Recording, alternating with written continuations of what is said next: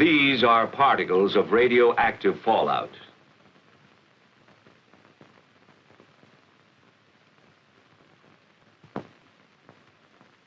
And this is how a single particle looks magnified several hundred times. A radioactive piece of matter from a nuclear explosion.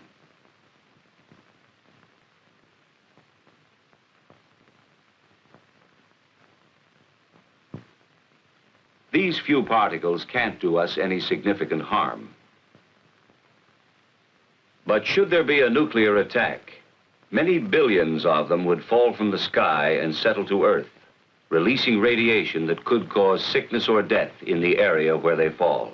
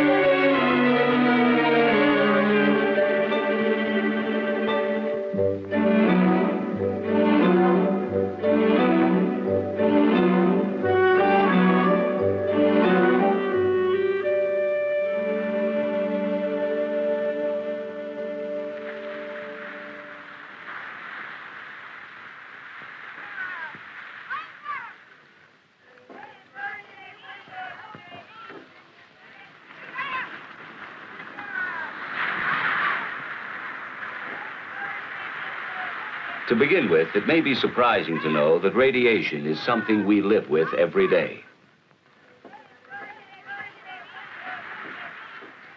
Far back in time, back before there was an Earth, there were flaming fireballs in space.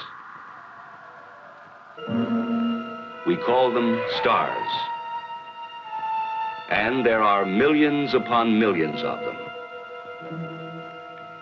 Each star, like our own sun, is a raging nuclear furnace that shoots out showers of particles too tiny to be matter as we conceive it, along with invisible forces that we call radiation. This radiation and these particles travel through space at fantastic speeds until they strike some other matter which may make new flares of radioactivity. They strike wandering asteroids, moons, and planets such as our own. Everything in space, Earth included, receives this radiation. Skies partly cloudy this afternoon, clearing but...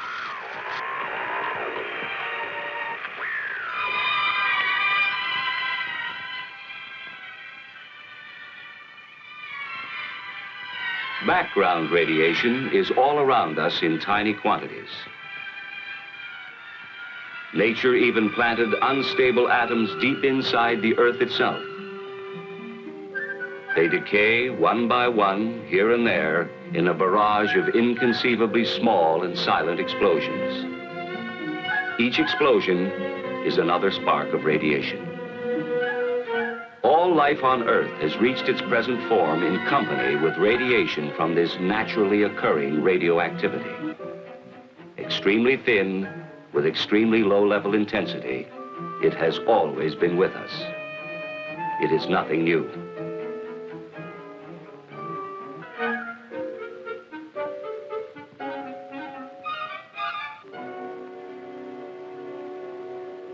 We don't worry about the small amounts of natural background radiation. But to safely handle larger amounts, we must keep our distance and shield ourselves. For, as As the amounts increase, so do the dangers. The amount of energy generated by a nuclear explosion is enormous. Near the crater area, there is almost total destruction from blast and heat. And now, large amounts of pulverized debris and molten earth are pulled up into the mushroom cloud. This is where radioactive fallout is formed. The radioactive atoms produced in the explosion join with the particles of earth and debris. The mushroom-shaped cloud forms and climbs higher. It now contains billions of highly radioactive particles of matter that we call fallout.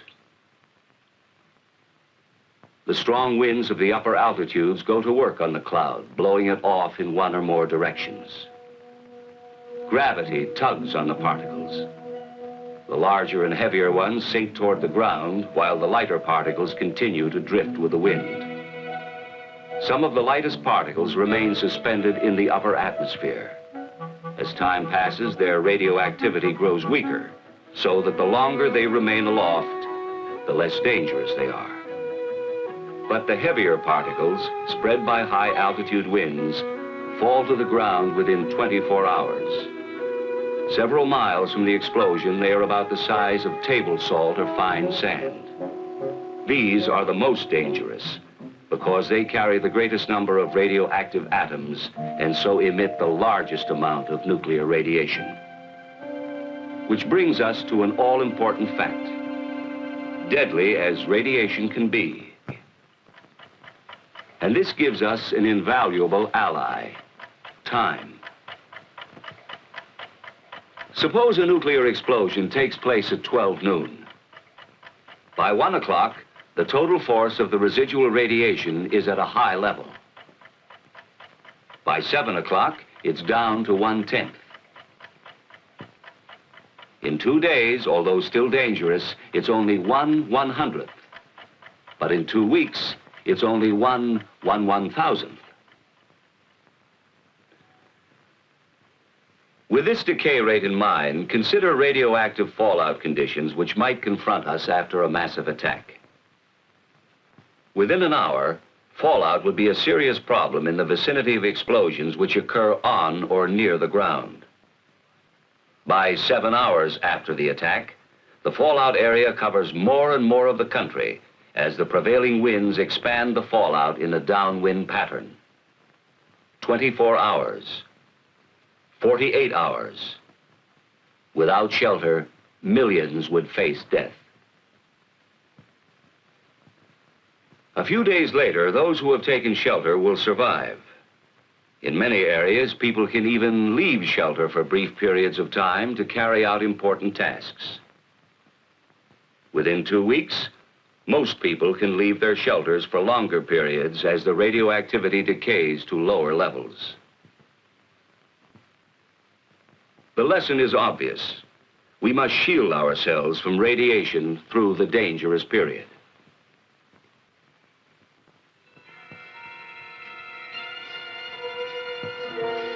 To do this, we need more than time. Fortunately, we have another ally. Distance. The greater our distance from the fallout particles, the less radiation we receive. You would receive less radiation in the middle of a tall building than you would receive on the top or bottom floors, because there would be more distance and partitions between you and the source of the radiation, the fallout particles which would cover the roof and the ground around the building. Only an insignificant amount would get inside. And finally, along with decay rate and distance, we have still another and very important ally: mass. When highly radioactive fallout covers our immediate area, we can shield ourselves through the most dangerous period by using the sheer weight of any material.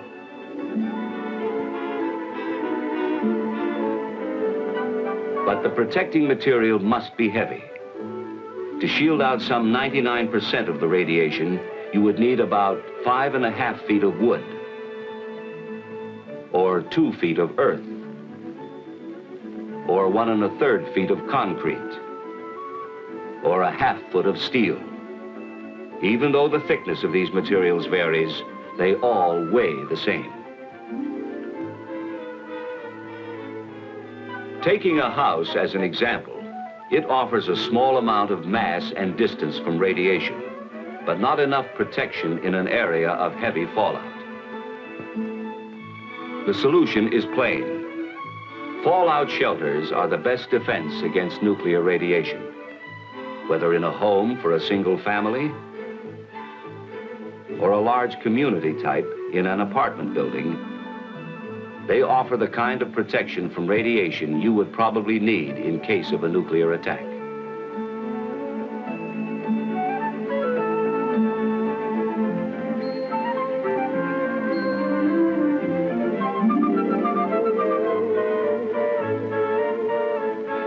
But the best shelter would be worthless unless it was used.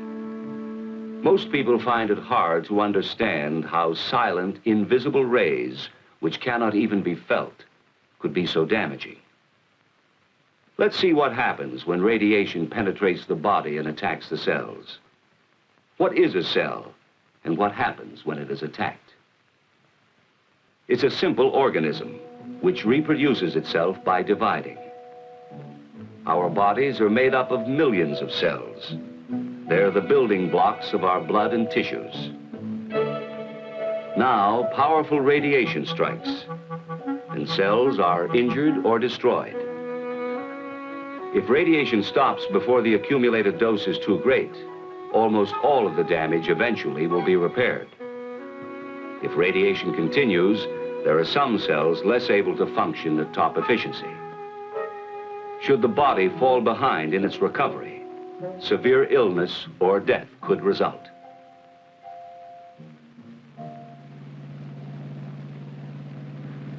The key then is the amount, the total dose of radiation received. We measure radiation the same way speed is measured by a speedometer. Only instead of a speedometer, we have a rate meter. And instead of miles per hour, we measure the rate in roentgens per hour. We need another device called a dosimeter to record how much radiation a person has accumulated over a period of time.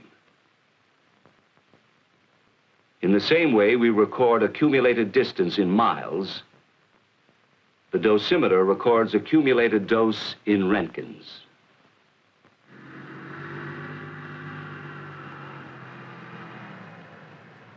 With this in mind, let's return to background radiation. In an average lifetime, a person might expect to accumulate about 10 roentgens from his natural environment. Not enough to affect his health.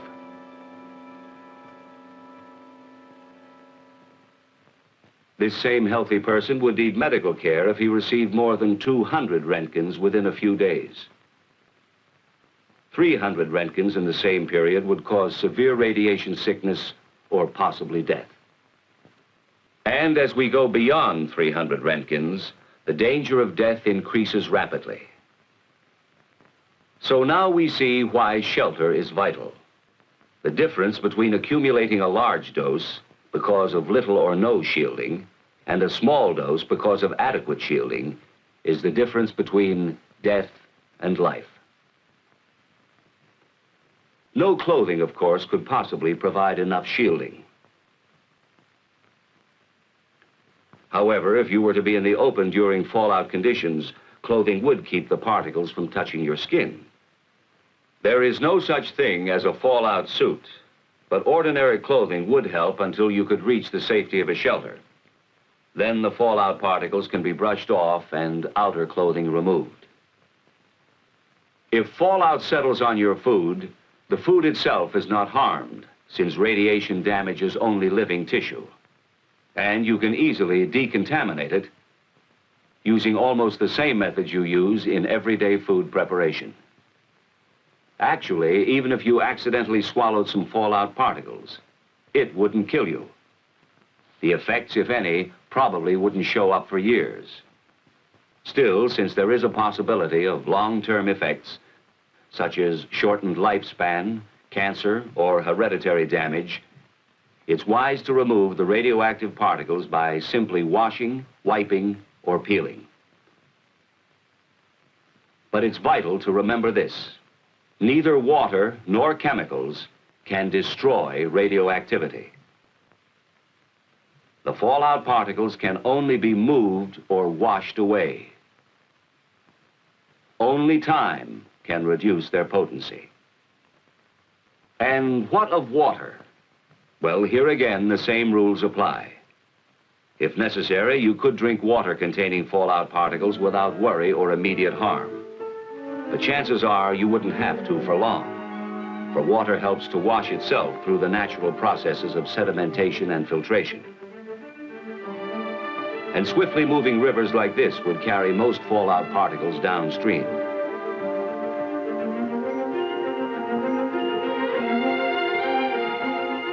In still waters, most particles would settle quickly to the bottom. Others might remain suspended in the water for a long time, while a small percent of the radioactivity would dissolve.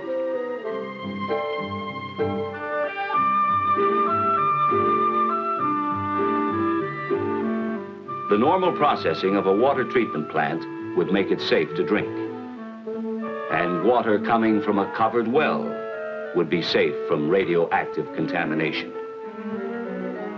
There is no problem with breathing, for air is not contaminated once the fallout is on the ground. Fallout is not a poison gas. If ventilation is needed in a shelter, a simple inverted U-fitting on a ventilating pipe would keep fallout particles from entering the pipe and getting inside. Of course, surviving a nuclear attack means more than just waiting in a shelter for radioactivity to decay to safe levels. Survival, reconstruction, and recovery would involve decontamination in many areas. A very difficult job. Unit 8 at Elman Morse. Dose rate 15 Roentgens per hour. Okay, Unit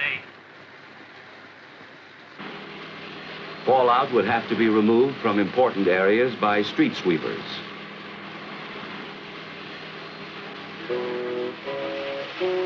And the remaining particles could be flushed out of the way.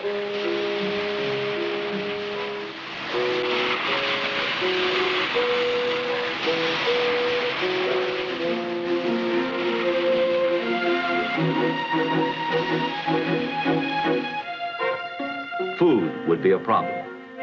After a nuclear attack, we would first use existing food supplies from shelters, markets, and surplus food storage. When fallout had decayed to safe levels, people could begin to work in the fields for limited periods of time. In a few areas, the land would not be suitable for food, but such crops as cotton could be grown.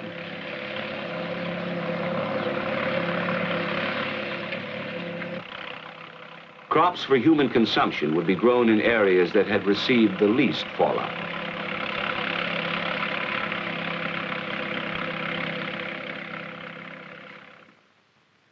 The reason we would be able to grow and eat food planted in this land is that the transfer of radioactivity from soil to plants is extremely low.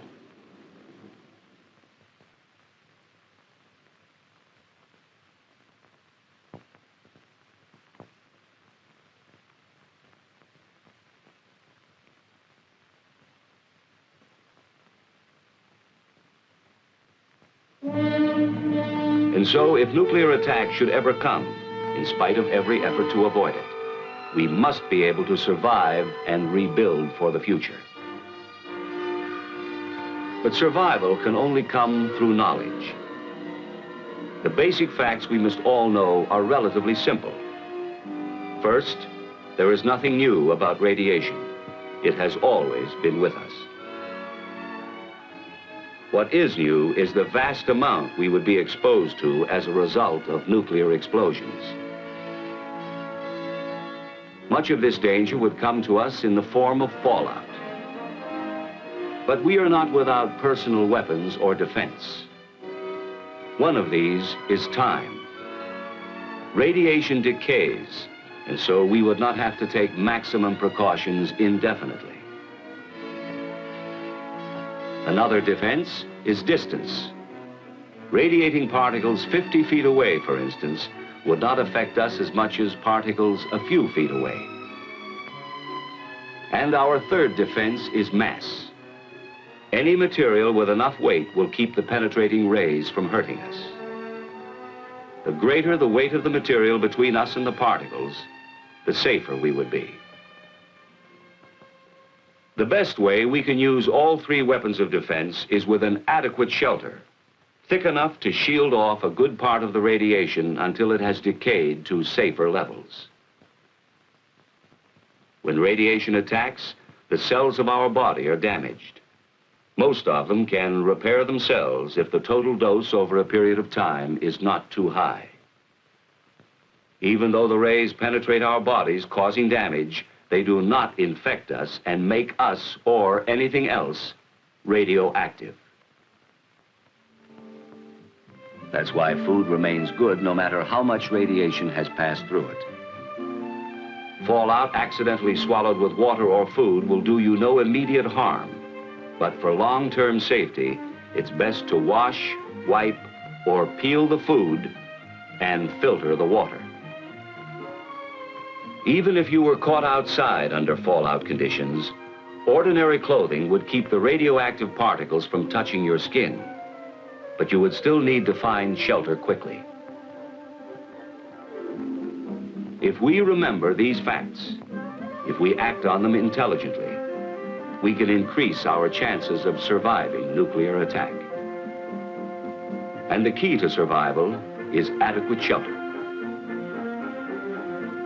That is why the federal government has a nationwide fallout shelter program. The goal is adequate fallout shelter space for every man, woman, and child. And this goal can be reached. For with knowledge of radiation, we can face the facts about fallout, take action to protect ourselves, and learn how to live in the nuclear age.